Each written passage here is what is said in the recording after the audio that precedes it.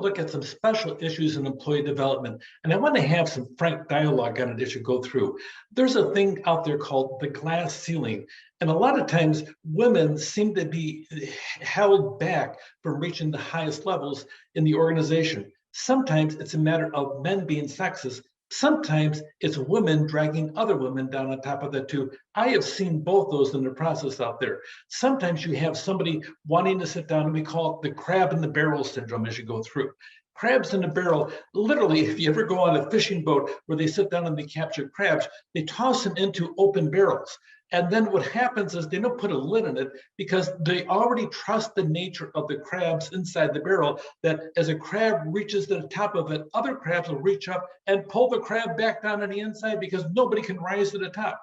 Sometimes that same thing can happen inside of an organization. And sometimes gender isn't the issue. Sometimes personality is the issue as you go through.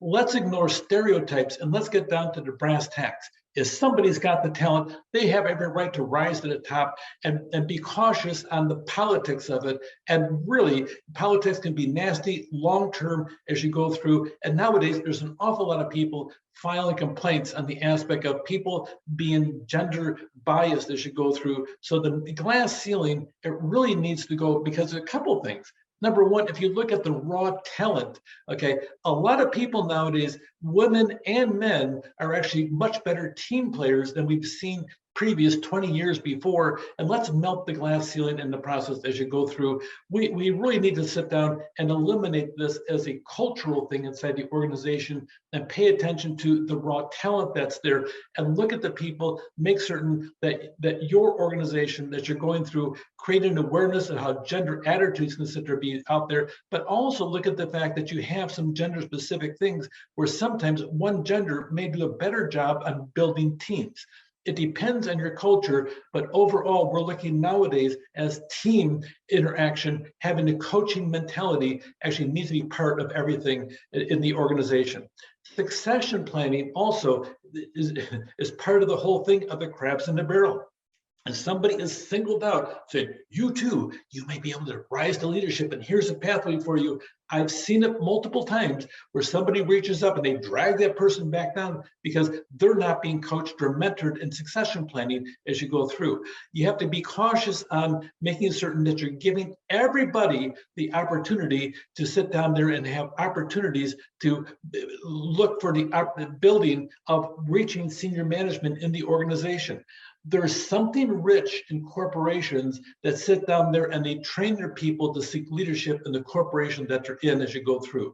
There's a lot of high potential employees look across the entire spectrum and have programs that gives everybody an opportunity to advance and be cautious about choosing certain people, saying, you, because all of a sudden, if it's a matter of people are perceiving it, that's a matter of bias by race, gender, religion, or whatever one of the categories can be that the Civil Rights Act prohibits against, you may have a lawsuit on your hands. Succession planning is a big deal. Make certain it's open to all employees in the process and have some specific criteria on it. And maybe a matter of actually having a lot of people doing it as you go through.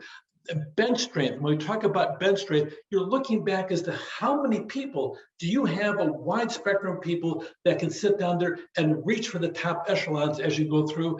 And then sometimes you want to sit down and use different aspects of it, having a grid plan for succession as to having people self-select in the process to be part of it as you go through. Here are some of the steps.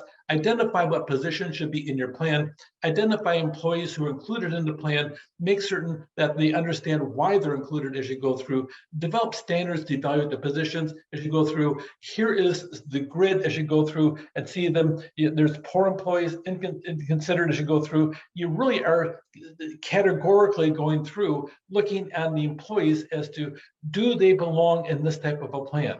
This goes back to Chapter 8, when we talked about the employee evaluations as you go through. Do you have groups that sit down there, you identify that this group over here is A group, this is the B group, this is the C group. When you start talking about succession planning, you're talking about creating a succession plan, and you're going to take your top employees and move them up. But in the meantime, are you taking the C employees and doing your best to elevate them to B employees?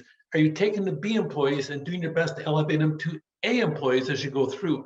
Have a deeper bench, so to speak, to make certain that you as an employer are actually developing employees long-term. And if that happens, here's an honest fact. Some people will leave you to jump to an organization because they know they're ready, but the space isn't there in your organization. You might lose some raw talent, but all that happens if you got a culture that people know you're building them, somebody else will step up and fill that gap as you go through. This is the ultimate thing of what we call a learning organization, because you're out there going through and developing employees. Glass ceiling issues, if you see it happen in companies, and sometimes when you don't see it and somebody says something to you, open your eyes, take the rose-colored glasses off and see and test the reality.